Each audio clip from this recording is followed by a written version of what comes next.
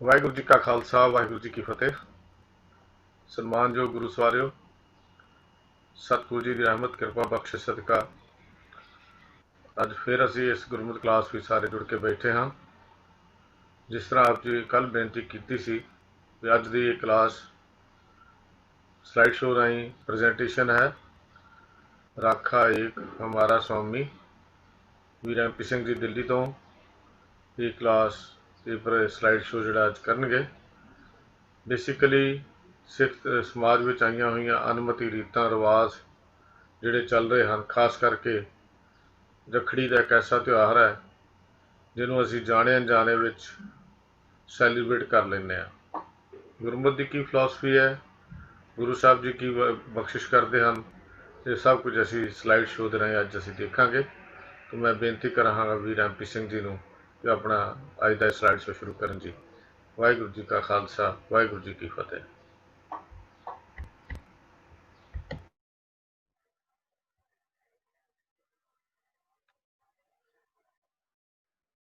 वाहिगुरू जी का खालसा वाहिगुरू जी की फतेह। Class which हाज़र सारिਆਂ ਨੂੰ जी आयां ਨੂੰ आखदे ਹਾਂ। तो इस तो पहलों के सब्जेक्ट के जो प्रेजेंटेशन है ਉਹਨੂੰ शुरू किया जाए। आओ पहला मूल मंत्र ते गुरु मंत्र का जाप करिए।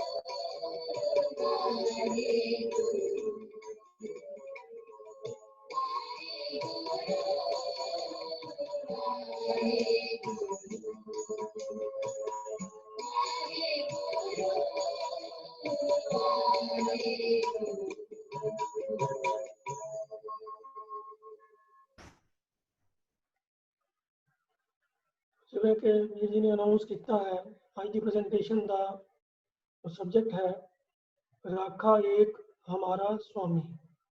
इस शब्द ਨੂੰ आधार बना के ਅਸੀਂ आप जी नाल कुछ विचार साझे करांगे। ਤੇ आओ पहला इस शब्द का पाठ सरवण करिए जी।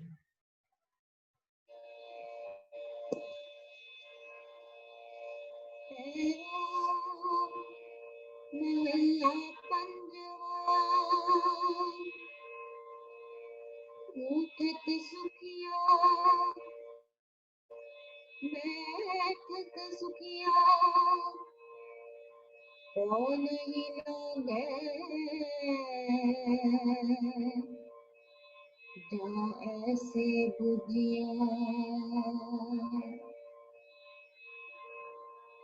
राखे हमारा स्वामी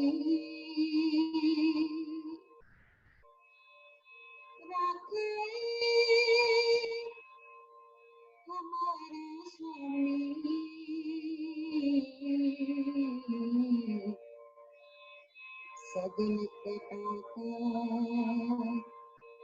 अंतर जामी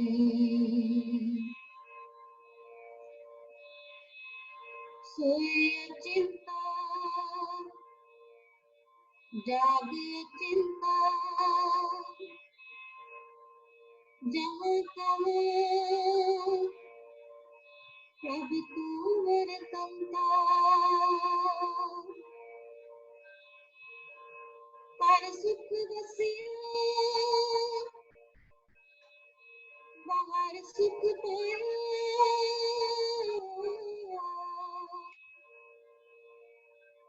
हो नानक गुरु मंत्र दिलाया हो नानक गुरु मंत्र दिलाया।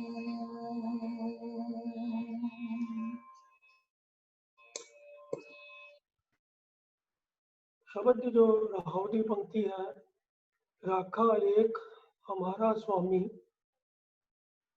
सगल कठा का अंतर जामी।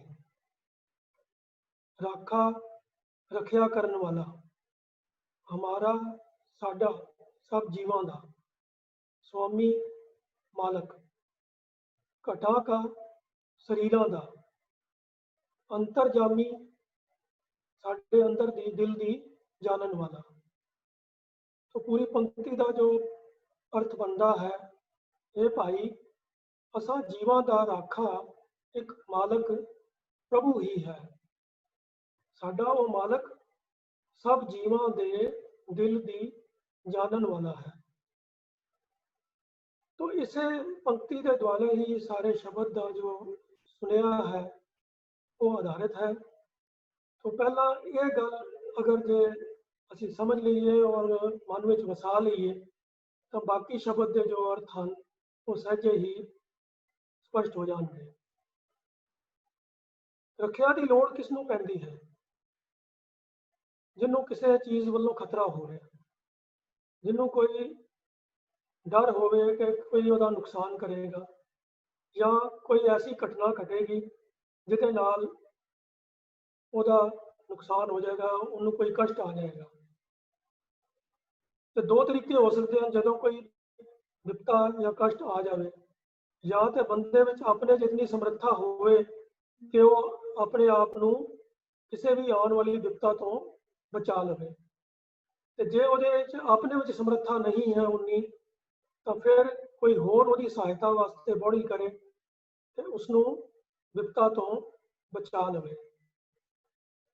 दुनिया में ऐसा शायद ही कोई विरला ही हुंदा होएगा जिहड़ा हर किसी किस्म की समस्या तो अपने आप को अपनी ही ताकत नाल बचा लैंदा है।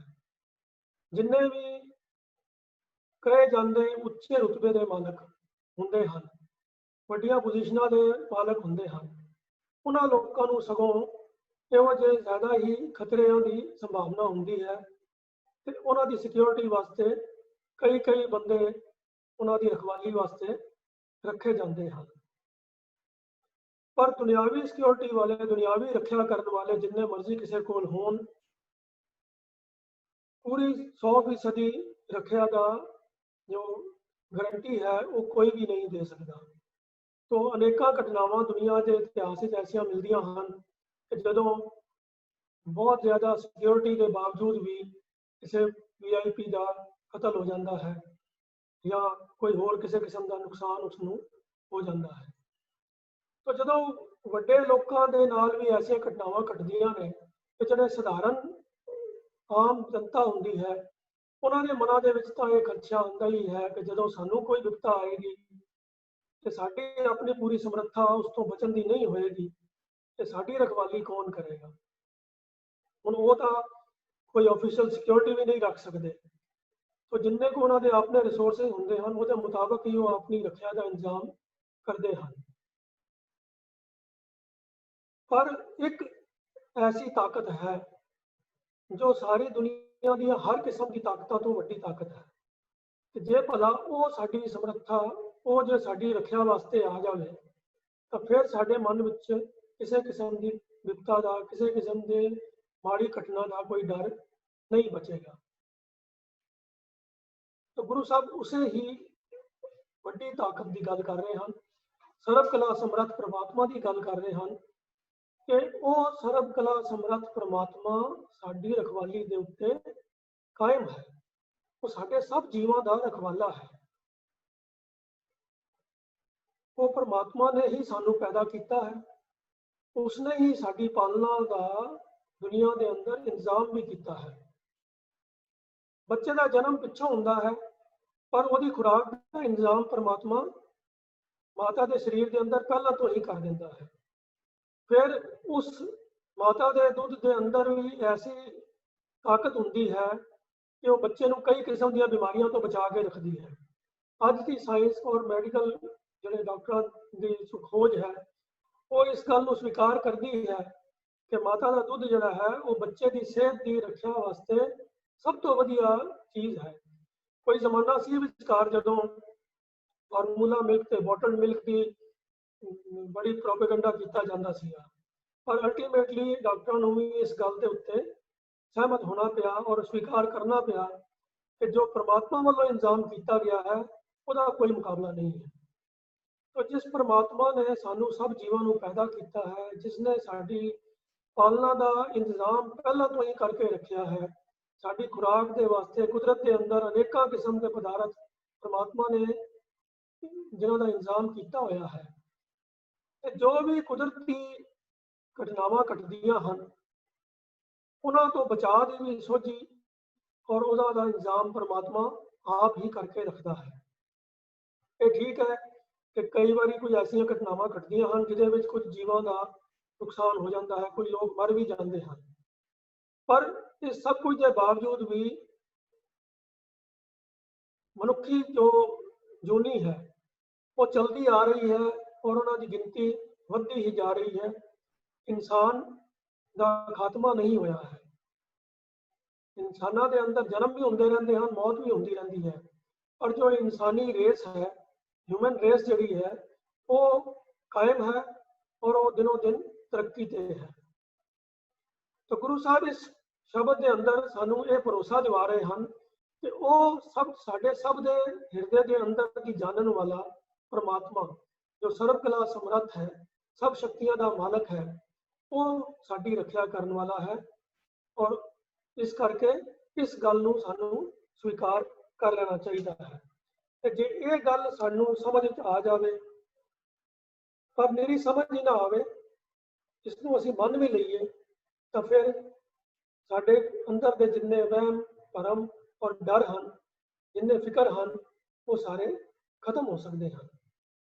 शब्द का आरंभ करदे गुरु साहब फरमाते हैं, उठत सुखिया बैठत सुखिया, भौ नहीं लागै जां ऐसे बुझिया। उठत बैठत, उठता बैठता भाव हर वक्त, सुखिया सुख की अवस्था विच, आत्मक आनंद की अवस्था दे विच। भौ का अर्थ है डर, जां तो भाव है जदों, कंडीशनल है कि जे यह गल ये अवस्था तां बनेगी जे सब्जेक्ट टू दिस कंडीशन। की कंडीशन है? ऐसे बुझिया, इस तरह बुझिया समझ लेना। समझना मेरा एक इंटलैक्चुअल लैवल की गल नहीं है। बुझिया लफज का जो भाव होंदा है कि समझ के उसनू स्वीकार भी कर लेना। मैं जिहड़ी गल बोल रहा हाँ उहदे आखिरी अर्थ तुहानू सहजे ही समझ आ रहे होंगे, क्योंकि मैं जिस बोली विच बोल रहा हाँ वो बोली की तुहानू भी समझ है, तो मेरे अखरां के अर्थ तुहानू सहजे ही समझ आ रहे हैं। पर जरूरी नहीं कि जिहड़ी भी गल मैं करा तुहाडा मन उस गल नू स्वीकार भी करे। तुहाडे मन दे विच उस गल दे बारे च कई शंके, कई सवाल पैदा हो सकते हैं, तो गल के आखिरी अर्थ समझने के बावजूद भी तुसीं उस गल नू मन्नण तो इनकारी हो सकते हो। पर बुझिया लफज जिहड़ा है वो इस गल का सूचक है कि इंसान उस गल दे नाल सहमत भी है और उस गल नू एक्सैप्ट करता है। तो उसे सेंस विच गुरु साहब इत्थे फरमाते हैं कि जदों कोई मनुख इउं समझ लैंदा है कि परमात्मा ही सब दा राखा है, तो उसनू ਕਿਸੇ ਕਿਸਮ ਦਾ ਕੋਈ ਮੌਤ ਦਾ ਜਾਂ ਕਿਸੇ ਹੋਰ ਸਮੱਸਿਆ ਦਾ, ਕੋਈ ਹੋਰ ਵਿਪਤਾ ਦਾ ਡਰ ਹੋ ਨਹੀਂ ਸਕਦਾ, ਉਹਦੇ ਨੇੜੇ ਨਹੀਂ ਲੱਗ ਸਕਦਾ। ਉਹ ਉੱਠਦਾ ਬੈਠਦਾ ਭਾਵ ਹਰ ਮੌਕੇ ਹਰ ਵੇਲੇ ਆਤਮਕ ਆਨੰਦ ਦੀ ਅਵਸਥਾ ਦੇ ਵਿੱਚ ਰਹਿੰਦਾ ਹੈ, ਆਤਮਕ ਆਨੰਦ ਮਾਣਦਾ ਹੈ। तो ये जो इंसान की सब तो ज़्यादा डिजायरेबल जो सिचुएशन है कि मेरा जीवन सुखी होवे, आनंद की अवस्था बनी रहे, वो उसनों प्राप्त हो सकती है जे वो मनो इस गल नूं स्वीकार कर लवे कि वो परमात्मा ही साडे सब जीवां दा रखवाला है। तो इस अवस्था दे विच विचरदियां होया गुरु साहब उस बारे थोड़ी होर व्याख्या करते हैं। सोए अचिंता जाग अचिंता जहां कहाँ प्रभ तू वर्तनता। सोए सौंदा है, जाग जागदा है, अचिंता अचिंता तो भाव चिंता तो रहत होके, जहां कहाँ जिथे किथे भाव हर जगह, प्रभ तू वर्तनता वर्तनता तो भाव है जिथे वर्त रहा है, भाव मौजूद है।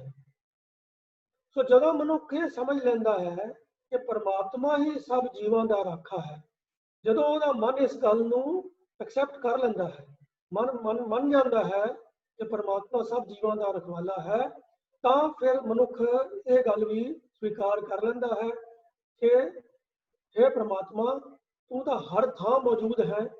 ते फिर उसको निश्चिंत होकर ही सौंदा है ते निश्चिंत होकर ही जागदा है।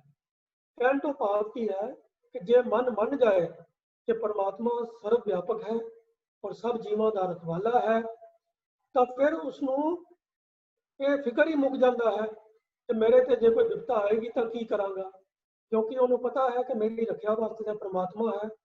और ये ऐसी सिक्योरिटी है जिहड़ी कभी छुट्टी नहीं करती, कभी सौंदी नहीं है, ये वास्ते कोई रिप्लेसमेंट की लोड़ नहीं आती, ये कभी अवेसला नहीं होंदा।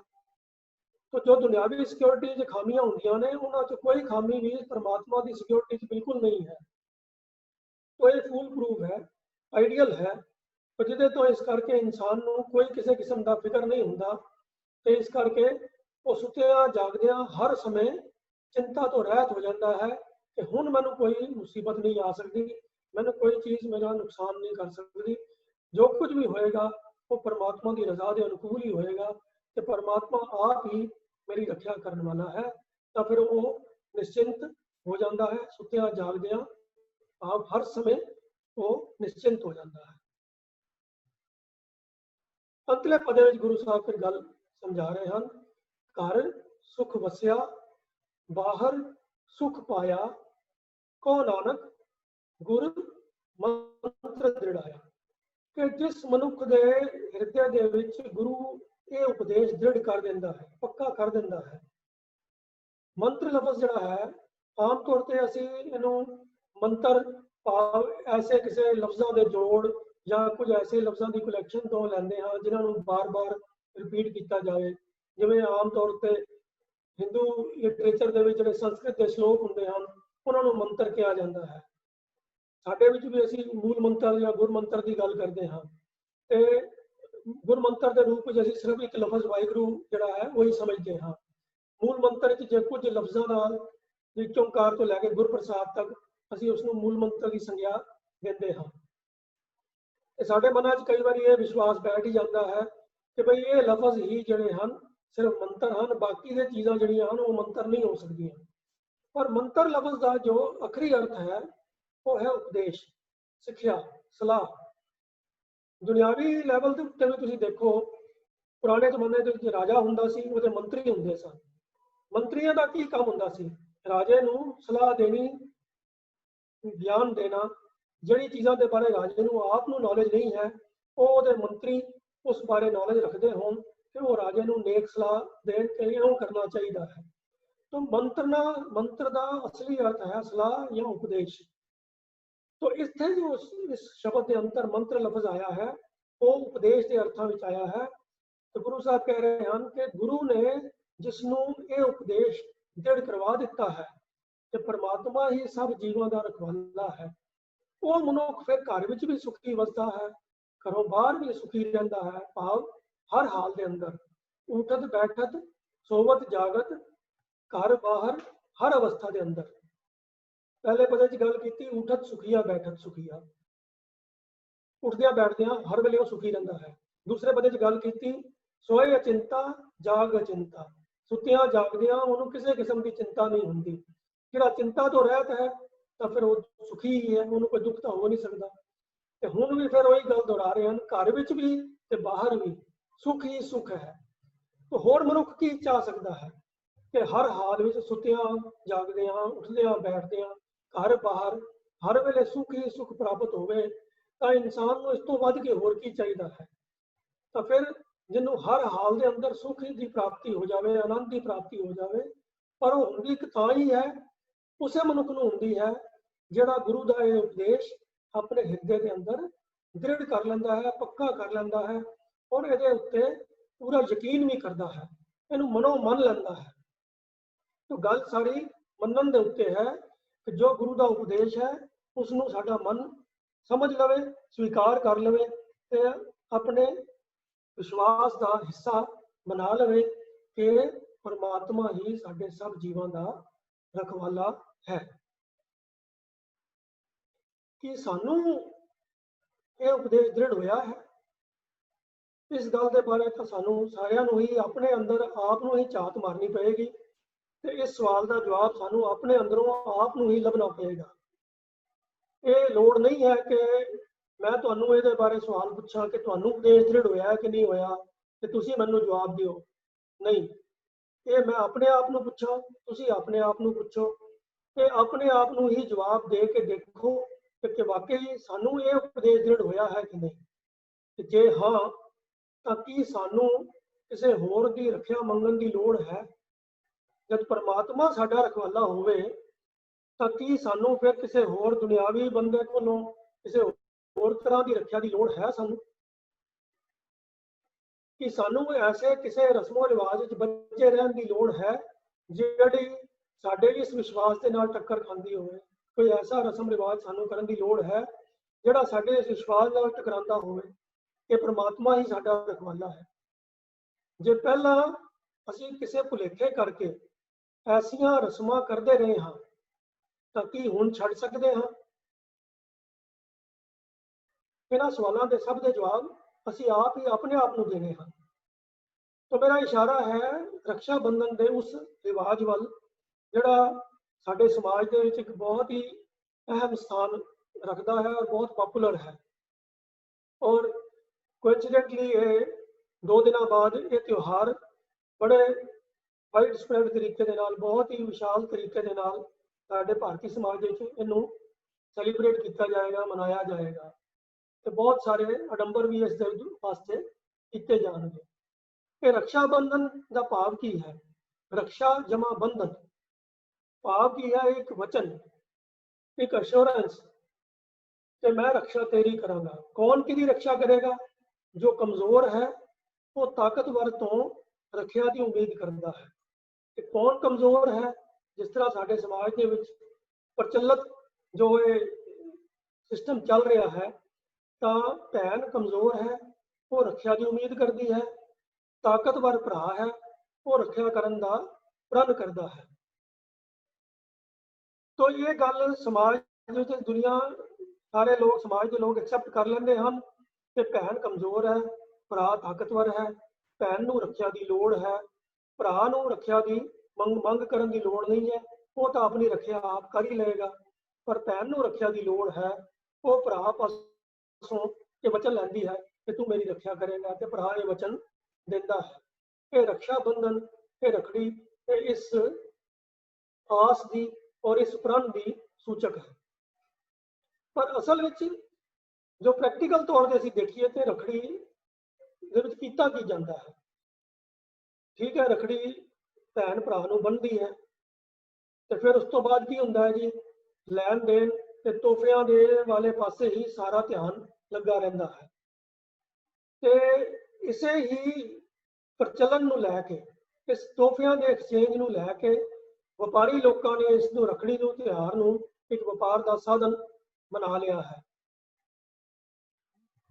ਇਹ ਰਸਮ ਤਾਂ ਪੂਰੀ ਲੋਕ ਕਰਦੇ ਹਨ ਪਰ ਭੈਣ ਦਾ ਵੀ ਧਿਆਨ ਇਸ ਪਾਸੇ ਵੱਲ ਹੁੰਦਾ ਹੈ ਕਿ ਮੈਨੂੰ ਭਰਾ ਵੱਲੋਂ ਮਿਲਣਾ ਕੀ ਹੈ, ਤੇ ਭਰਾ ਦਾ ਵੀ ਸਾਰਾ ਜਿਹੜਾ ਹੈ ਤਿਆਰੀ ਇਸੇ ਪੱਖ ਤੇ ਹੁੰਦੀ ਹੈ ਕਿ ਮੈਂ ਆਪਣੀ ਭੈਣ ਨੂੰ ਕੀ ਦੇਣਾ ਹੈ, ਮੇਰਾ ਗੁਆਂਢੀ ਕੀ ਦੇ ਰਿਹਾ ਹੈ। ਜਾਂ ਜੇ ਘਰ ਦੇ ਵਿੱਚ 2 ਜਾਂ 3 ਭਰਾ ਨੇ ਤੇ ਵੱਡੇ ਨੂੰ ਇਹ ਹੋਏਗਾ ਕਿ ਛੋਟਾ ਕੀ ਦੇ ਰਿਹਾ, ਛੋਟੇ ਨੂੰ ਇਹ ਹੋਏਗਾ ਕਿ ਵੱਡਾ ਕੀ ਦੇ ਰਿਹਾ ਹੈ, ਤੇ ਉਹਨਾਂ ਦਾ ਜ਼ੋਰ ਇਸੇ ਗੱਲ ਪਾਸੇ ਲੱਗਾ ਰਹੇਗਾ ਕਿ ਮੇਰਾ ਤੋਹਫਾ ਦੂਜੇ ਨਾਲੋਂ ਬਿਹਤਰ ਹੋਵੇ। ਤੇ ਭੈਣ ਦਾ ਧਿਆਨ ਵੀ ਇਸ ਪਾਸੇ ਹੀ ਹੁੰਦਾ ਹੈ ਕਿ ਮੈਨੂੰ ਇੱਕ ਕੋਲੋਂ ਕੀ ਮਿਲ ਰਿਹਾ ਤੇ ਦੂਜੇ ਕੋਲੋਂ ਕੀ ਮਿਲ ਰਿਹਾ ਹੈ। तो सारा जोर इन्हां चीज़ों वाल और इसे पासे वाल हुंदा है कि जो व्यापारी तबका है वो भी इस चीज़ नूं प्रमोट करता है कि भाई इस त्यौहार के उत्ते वध तो वध वक्त किस्म के वधिया तो वधिया तोहफे दिते और ले जाण। पर इनू पॉपुलराइज करने वास्ते जो डायलॉग वरतिया जाता है, जो भावना समझाई जाती है, वो ये कि जी ये भैन ते भरा दे प्यार का रिश्ता है, ये भैन दे प्यार दे भरा दे प्यार की गंढ है। ते जे भला ये असलीयत विच ही प्यार की गंढ है तो फिर हर साल रिन्यू करने की लोड़ क्यों पैंदी है कि प्यार की जिहड़ी प्रॉमिस है, जो प्यार का जो वचन है, वो साल तो बाद उहदा की हुंदा है, मुक जाता है। वो जिंदगी बस 1 साल की होंदी है। ਜਿਹੜਾ प्यार 1 साल च मुक सकता है, वो भी की गारंटी है कि वो पूरा 1 साल चलेगा। ये भी तो हो सकता है कि वो साल तो पहले ही मुक जाए, फिर तो इन्हू जल्दी जल्दी रिन्यू कर लेना चाहिए। हो सकता है कईयां का प्यार इन्ना भी ना अंडनसार हो कि वो साल चले, महीना भी ना चले, शायद फिर सोचना पएगा, भी नापना पएगा, कोई मीटर बनाना पएगा कि भी किसी का प्यार किन्ने देर चलता है। पर जे प्यार के जो असली अर्थ हैं जे उन्होंने वाल जाइए तो प्यार तो सजीवी होना चाहिए है। बच्चे का जन्म होता है, माँ का बच्चे के नाल प्यार का रिश्ता बन जाता है।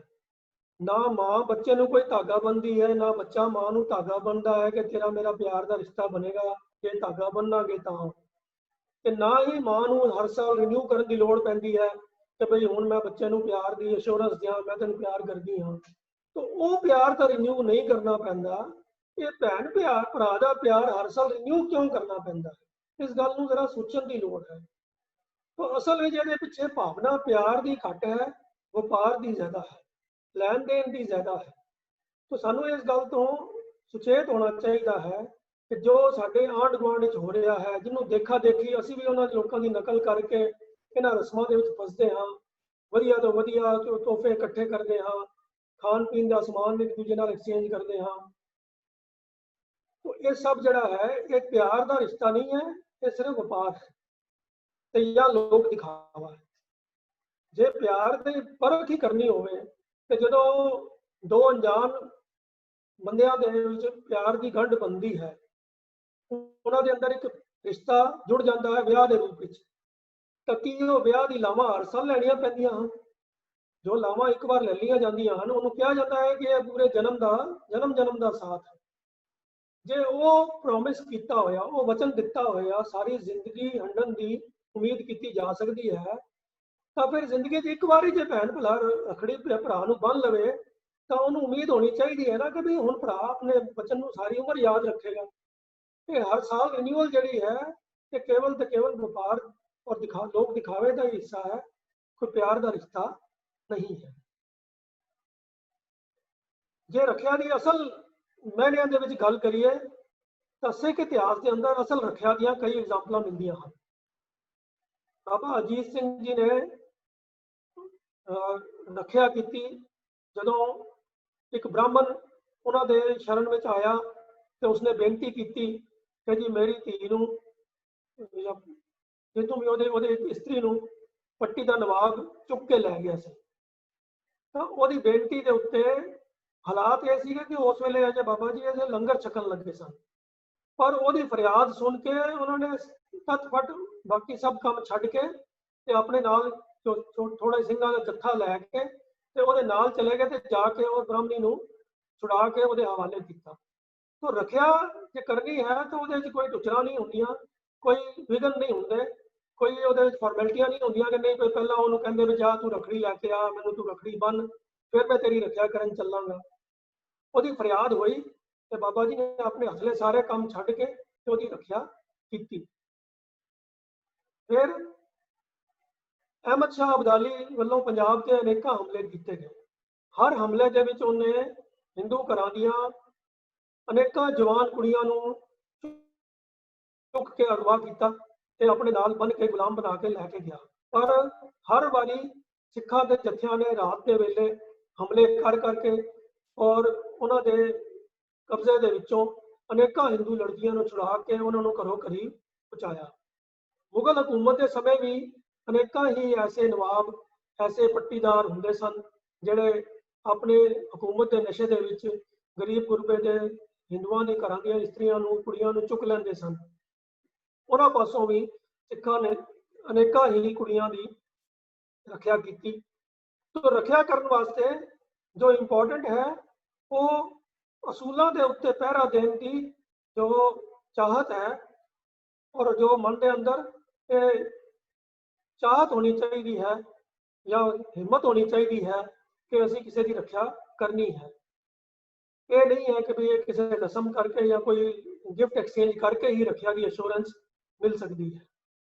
तो ये जो असी रस्मां दे विच ਉਹਦੇ ਪਿੱਛੇ ਸਿਰਫ ਦੋ ਚੀਜ਼ਾਂ ਕੰਮ ਕਰਦੀਆਂ ਹਨ।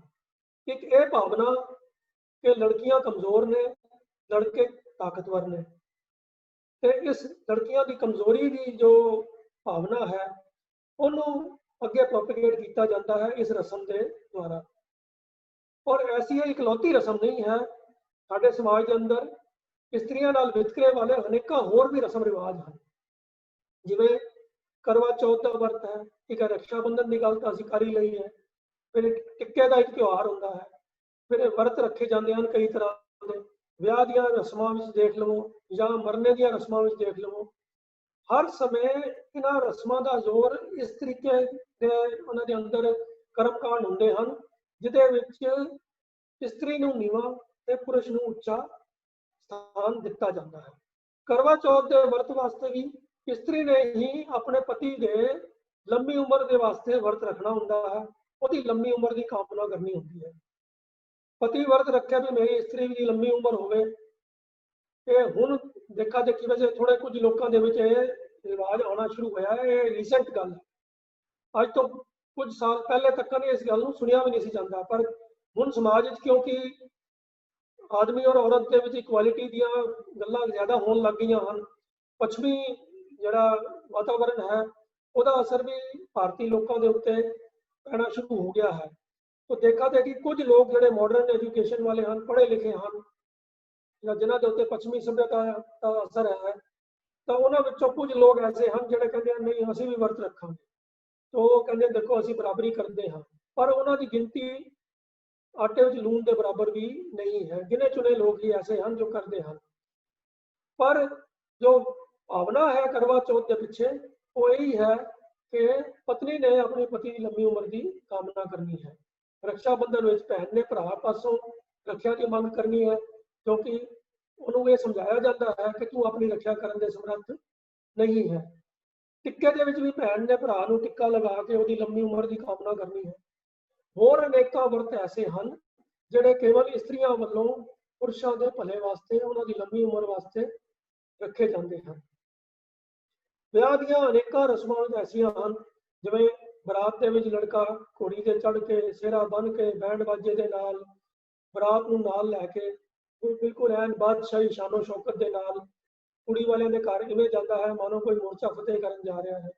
फिर अगों कुड़ी वालियां नूं उन्हां दी आओ भगत करनी पैंदी है, अनेकां तरह के पकवान तैयार करके उन्हां दी सेवा करनी पैंदी है। तो फिर जरा जी कोई कसर रह जाए तो मुंडे वालियां दे नखरे सारने पैंदे हैं। तो ये सब चीज़ां होंदियां हन कि कुड़ी वाले जिहड़े हन नीवें हन, हर साल से सब कुछ करदे होए भी सिर झुका के गल करनी है। मुंडे वाले इस तरीके नाल पेश आते हैं मानो किसी का कर्जा उगरान आए हैं। मरने की रस्मां दे विच भी ऐसे अनेकां तरह दीयां चीज़ां हन जो इस्त्री जाति नूं नीवां ते पुरुष नूं उच्चा दर्जा दिंदियां हन। धार्मिक ग्रंथां दे विच भी इस्त्री का स्थान जिहड़ा है वो बड़ा नीवां दस्सिया गया है।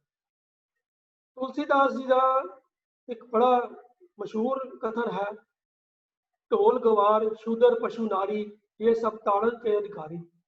ते उन्होंने होर कई अनेक धार्मिक ग्रंथों के अंदर इस्त्री नूं नरक द्वारी, नशीली शराब, मारू जहर ते दुखों के कारण करके बयान किया गया है।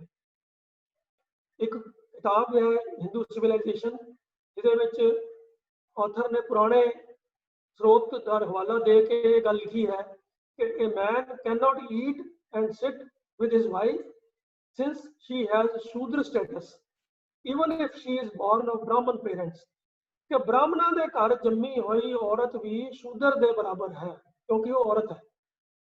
तो इसलिए कोई पति भी अपनी पत्नी के नाल बैठ के खाना नहीं खा सकता, ਉਹਦੇ ਨਾਲ एक थाली चो खाना नहीं खा सकता, शेयर नहीं कर सकता, क्योंकि औरत का जो स्थान है वो शूद्र के बराबर का है, भावें वो ब्राह्मण की धी क्यों ना हो।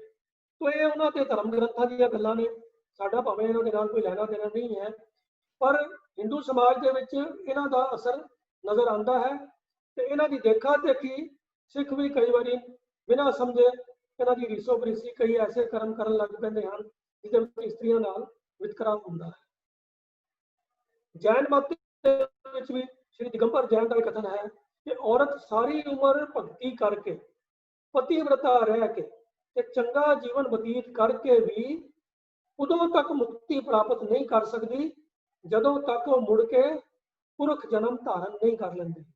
भाव इस्त्री के जन्म में तो मुक्ति मिलनी हुई कोई नहीं, सारी जिंदगी जो मर्जी कर लवे, सारे चंगे काम करे, पतिव्रता रहे, धर्म कर्म करती रहे, जो भी कर सकती है, पर मरण तो बाद फिर दोबारा जे वो आदमी बन के जमेगी तो तां ही उन्हें मुक्ति मिलेगी, औरत को मुक्ति नहीं मिलनी। ये उन्होंने जैन मत का कथन है। बुद्ध मत के भी एक ऑथर दा महात्मा बुद्ध के जीवन में जो उसने जो लिखा है, उस किताब जो लिखता है कि by including women as nuns in the Buddhism order, Buddhism became short-lived। वो कहते हैं कि बौद्ध भिक्षु जी औरतों को भी शामिल कर लैन दे नाल बुद्ध धर्म जड़ा है वो पतन होया ते वो जीवन छोटा रह गया, भाव धर्म गायब होया इसे करके कि बौद्ध भिक्षुओं के विच औरतों को शामिल कर लिया गया। जोग मत के इस तरह दी अजीब अजीब गल्लां आईयां हन। इन्हें बागन लोई खाई, बागन भग्यारन, तीन लोई तिना लोगों को इन्हें खा लिया है। धाम काट बागन ले आया, माऊ कहा मेरा पूत ब्याया, गीली लकड़ी को भुन लाया, तिन डाल मूल सन खाया। ये गोरखनाथ जी के वचन हैं।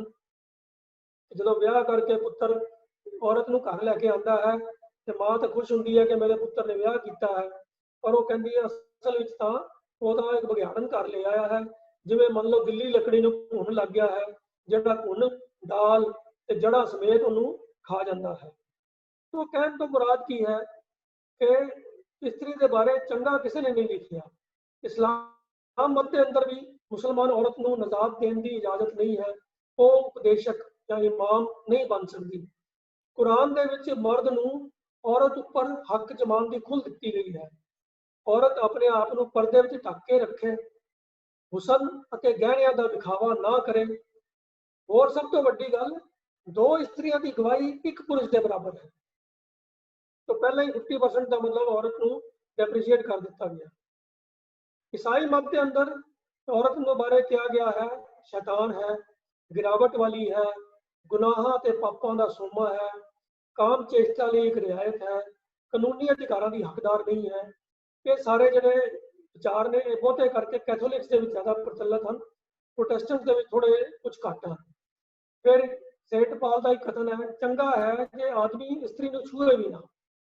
तो ये कैथोलिक्स के वाली गल्लां ज़्यादा प्रचलित हैं। यहूदी मत के उन्होंने निक्के मुंडियां की अरदास होती है कि हे रब्बा मैं तेरा शुक्र करता हाँ कि जिसने ना मैनू काफिर पैदा किया ना स्त्री का जन्म दिता। तो कुड़ियां बेचारियां वास्ते तो फिर अरदास भी नहीं हो सकती। तो कहने तो मुराद ये सारे वक्खो वक्त धर्मों के अंदर स्त्री के नाल वितकरे दी गल्लां देखने को मिलदियां हैं। पर आओ देखिए सिख मत के अंदर की इस दे बारे क्या जाता है।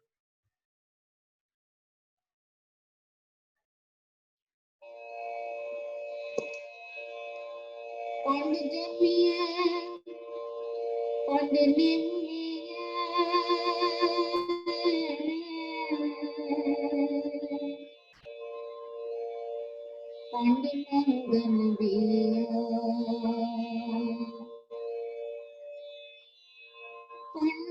होवे दोस्ती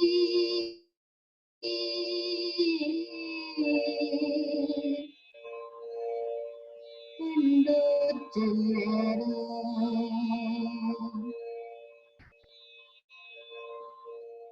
पंडुआ पंड काली पंड होवे बंदा सो क्यों मंदा आखिए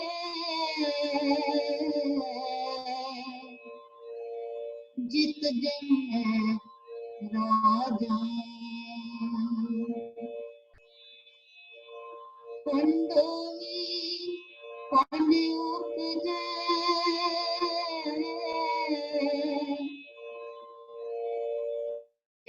बाज न कोई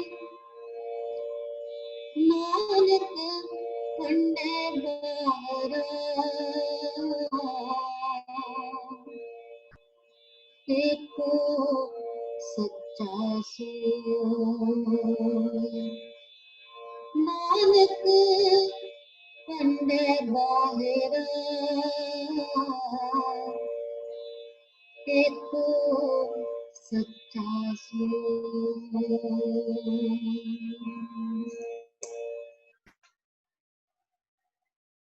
तो स्त्री तो ही जन्म लईदा है, स्त्री के पेट विच ही प्राणी का शरीर बनता है, स्त्री दी राही कुड़माई ते विआह हुंदा है, स्त्री दी राही होर लोकां नाल संबंध बनता है, स्त्री तो ही जगत की उत्पत्ति का रस्ता चलता है। जे स्त्री मर जाए तो होर स्त्री की भाल करीदी है, स्त्री तो ही होरनां नाल रिश्तेदारी बनती है। जिस स्त्री जाति तो राजे भी जमदे हन उसनूं मंदा आखना ठीक नहीं है। स्त्री तो ही स्त्री पैदा होंदी है। जगत विच कोई जीव स्त्री तो बिना पैदा नहीं हो सकता। हे नानक, केवल एक सच्चा प्रभु ही है जो स्त्री तो नहीं जम्मिया।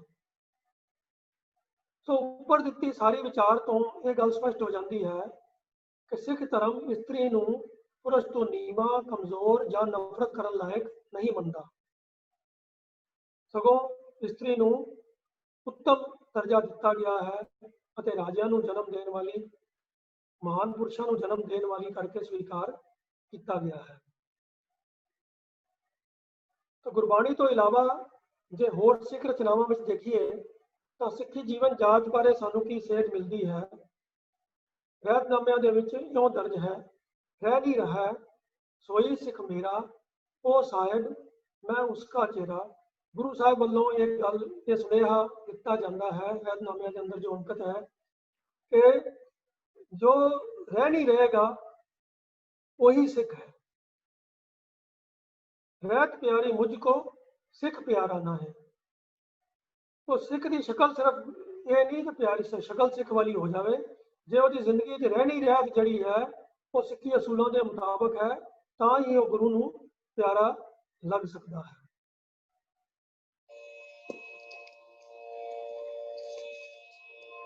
जब लग हाल सरे नियारा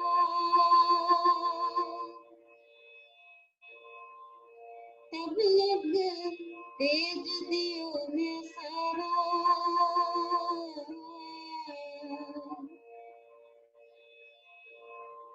जब गहे विपुरन कीरी मैं न करूं इनकी परती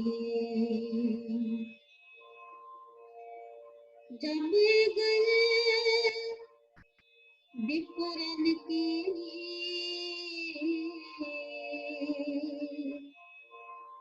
मैं न करूं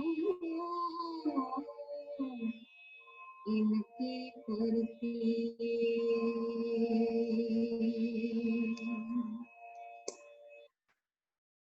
जे असीं अपना न्यारापन कायम रखना चाहते हैं तो साडे लिए यह जरूरी हो जाता है कि असीं अपने जीवन की सेध केवल गुरबाणी तो लईए, ना कि प्रचलित रिवाजां तो। जो गुरबाणी सानू सेध दिंदी है उसदे मुताबिक स्त्री कमज़ोर नहीं है ਤੇ ਮਰਦ ਤਾਕਤਵਰ ਨਹੀਂ ਹੈ ਜਿਹੜਾ ਇਸਤਰੀ ਦੀ ਰੱਖਿਆ ਕਰਨ ਵਾਸਤੇ ਜ਼ਰੂਰੀ ਹੋਵੇ। ਤਾਂ ਕਿਸੇ ਭੈਣ ਨੂੰ ਕਿਸੇ ਭਰਾ ਪਾਸੋਂ ਰੱਖਿਆ ਦੀ ਮੰਗ ਕਰਨ ਦੀ ਲੋੜ ਗੁਰਮਤਿ ਅਨੁਸਾਰ ਨਹੀਂ ਹੈ।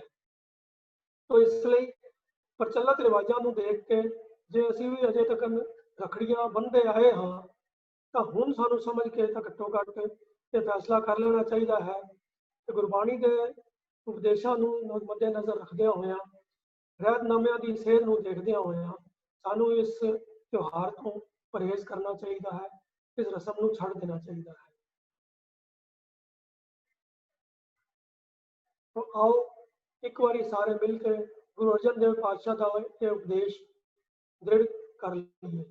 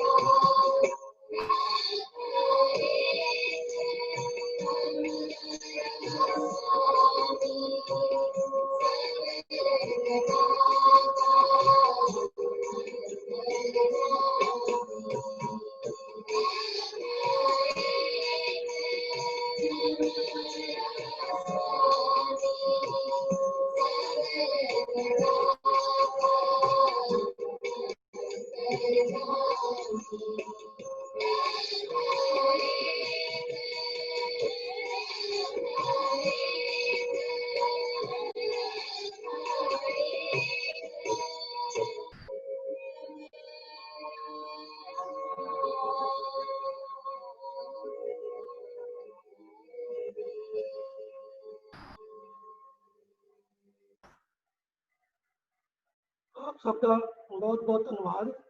ਤੇ ਨਾਲ ਹੀ ਇੱਕ ਮੈਂ ਬਹੁਤ ਵੱਡੀ ਗਲਤੀ ਦੀ ਆਪ ਪਾਸੋਂ ਖਿਮਾ ਮੰਗਣਾ ਚਾਹੁੰਦਾ ਹਾਂ ਕਿ ਪਹਿਲਾਂ ਜੋ ਕਿ ਉਹ ਸਾਊਂਡ ਦੀ ਥੋੜੀ ਪ੍ਰੋਬਲਮ ਆ ਰਹੀ ਸੀ ਤੇ ਉਸ ਕਨਫਿਊਜ਼ਨ ਦੇ ਵਿੱਚ ਮੈਂ ਮੇਰਾ ਖਿਆਲ ਹੈ ਸਕਰੀਨ ਸ਼ੇਅਰ ਕਰਨੀ ਤਾਂ ਭੁੱਲ ਹੀ ਗਿਆ ਵਾਂ। ਤੇ ਮੇਰਾ ਖਿਆਲ ਹੈ ਤੁਹਾਨੂੰ ਸਲਾਈਡਾਂ ਤੇ ਨਜ਼ਰ ਹੀ ਨਹੀਂ ਆਈਆਂ ਹੋਣਗੀਆਂ। ਤੋ ਅਗਰ ਜੇ ਚਾਹੋ ਕਿ ਮੈਂ ਸਲਾਈਡਾਂ ਹੁਣ ਦੁਬਾਰਾ ਇੱਕ ਵਾਰੀ ਸਿਰਫ ਡਿਸਪਲੇ ਕਰ ਦਿੰਦਾ ਹਾਂ, ਨਹੀਂ ਤਾਂ ਜਿਹੜੀ ਗੱਲ ਮੈਂ ਕਹਿਣੀ ਸੀ ਉਹ ਤਾਂ ਖੈਰ ਤੁਹਾਡੇ ਤੱਕ ਪਹੁੰਚ ਹੀ ਗਈ ਹੈ।